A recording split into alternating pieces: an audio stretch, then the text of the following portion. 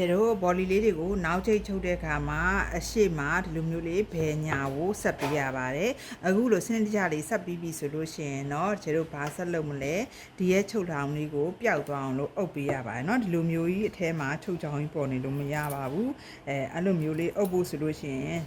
ဒီရဲ့ချုပ်စာလေးကြီးနေတာလေးကိုကျတော့ညီအောင်လို့ပေါ့နော်အနားသက်လေးနည်းနည်းလေးညှိပေးရတယ်နော်အရန်ကြီးကပ်ပြီးတော့မဟုတ်ပါဘူးနော်နည်းနည်းညှိပေးပါအဲ့လိုလေးညှိပေးပြီးတော့မှကျတော့အပေါ်ကနေပြီးတော့အုပ်လို့ရမှာဖြစ်ပါတယ်အဲ့ဒါကြောင့်မလို့ဒါလေးကိုတစ်ချိန်ညှိလိုက်မယ်ပေါ့နော်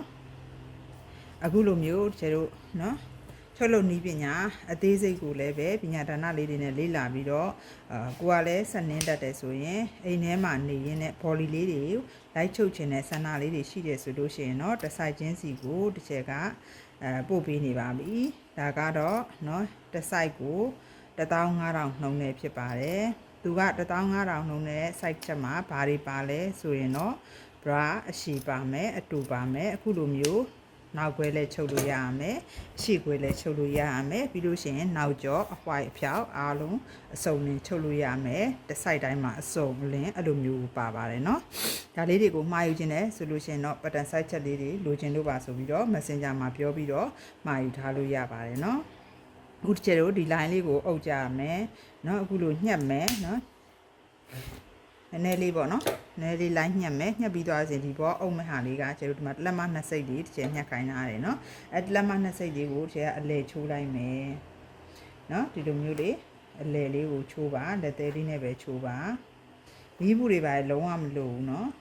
ကျတို့ဘော်လီထုတ်တာအရင်အဆင်ပြေတယ်မီးလေးစောက်စရာမလိုဘူးပေါ့နော်မီးဘူးလေးချိုးစရာမလိုဘူးဟုတ်ပြီနော်လဲလေးချိုးပြီးပြီဆိုလို့ရှိရင်တော့ကျတို့ကဒီမှာနော်လဲမှာအရာလေးပေါ်သွားပြီဒီဘက်အစွန်ဆုံးအဆက်လေးကိုအဲ့လဲရာကိုထီကိုပြန်ချိုးပြီးသွားလို့ရှိရင်ဒီဘက်ဘေးကနေပြီးတော့အဖျားဆွတ်ပြီးတော့တစ်ချောင်းပေါက်ပြရမယ်နော်ဒီမှာနော်ကျတို့အပေါ်စားလေးကိုနော်အရင်တင်းမထားရအောင်မရော့မတင်းလေးကင်ပြီးတော့ဒီရဲ့ဖျားလေးဒီလဲခောက်ချောင်းနေရာလေးရအောင်ပို့ပါပို့ပြီးတော့ဒီလိုမျိုးလေးအဖျားဆွတ်ပြီးတော့ချုပ်သွားမယ်အခုဆိုရင်ဒီဘက်တစ်ဖက်ကိုခောက်ပြီးတော့ပေါက်ပြီးဆိုတော့နောက်တစ်ဖက်ကိုလည်းပဲခုလိုမျိုးလေးအလဲကိုချိုးချပြီးသူ့ကိုလည်းပဲအဖျားဆွတ်ပြီးတော့ကျကိုပေါက်ချနေတာဖြစ်ပါတယ်အဲ့လိုမျိုးနှစ်ဖက်လုံးကိုအဖျားဆွတ်ပြီးတော့ပေါက်ချလိုက်လို့ရှိရင်ကျတို့တလက်မနှစ်စိတ်ပြားလေးကဒီလောက်အပြားလေးပဲကျန်တယ်ပေါ့နော်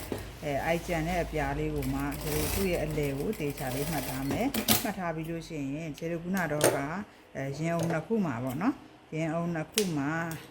ကျတို့ဒီမှာလေးအလဲချောင်းလေးရှိရယ်နော်အဲ့အလဲချောင်းလေးနဲ့အခုဒီနှစ်ခုရဲ့လက်စုံထားတဲ့အလဲချောင်းလေးနဲ့ရှင်းတယ်နော်ဒီနှစ်ခုလက်စုံထားတဲ့ဒီမှာလေးဒီနှစ်ခုလက်စုံထားတဲ့အလဲချောင်းအလဲမှတ်လေးနဲ့ဒီရဲ့အလဲမှတ်လေးနဲ့ကိုတစ်ထက်ကျဲလေးကြောင်လို့ထားဟုတ်နော်ထားပြီးသွားလို့ရှိရင်အရေးကြီးတာတစ်ဖက်ပဲနော်တစ်ဖက်ကိုအရင်ဖိရမယ်သူတို့နှစ်ခုအလဲထားဒီရဲ့အလဲချောင်းနဲ့ဒီနှစ်ခုရဲ့အလဲချောင်းနော်အပေါ်ကအပြားလေးရဲ့အလဲချောင်းအပေါ်မှာတော့ကျွန်တော်နည်းနည်းလေးပို့ထားပါတော့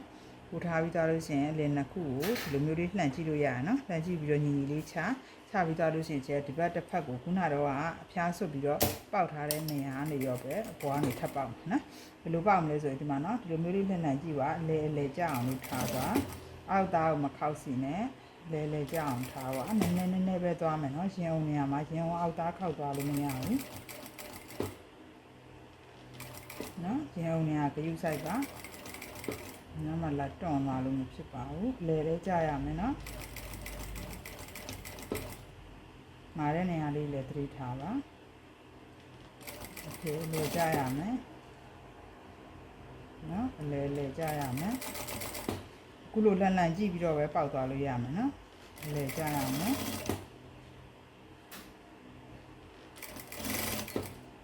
တခုချင်းစီကတော့စနစ်တကျနဲ့အားလုံးနီးစနစ်မှန်ကန်နဲ့လုံးမှာလှပထည့်ပြီးတစ်ထည်ထွက်တာနော်လွယ်ကူနဲ့တော့ထဲကောင်းတစ်ခုကတော့မရဘူးနော်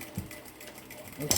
လာလို့ရပြီဆိုလို့ရှိရင်ရှယ်ပိုတာလေးကိုညှက်ဖြတ်လိုက်တော့မယ်ပြီးလို့ရှိရင်ဒီမှာနော်တစ်ဖက်ပဲဖိထားတော့ဒီတစ်ဖက်ကြီးကလမ်းနေတယ်နော်အဲ့တစ်ဖက်ကိုတစ်ချက်ထပ်ဖိမယ်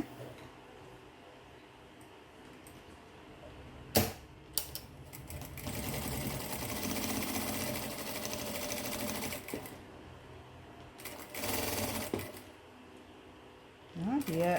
အုံဘွက်လေးမှသတိထားနော်တွန်းမသွားအောင်လို့သတိထားပေးပါโอเค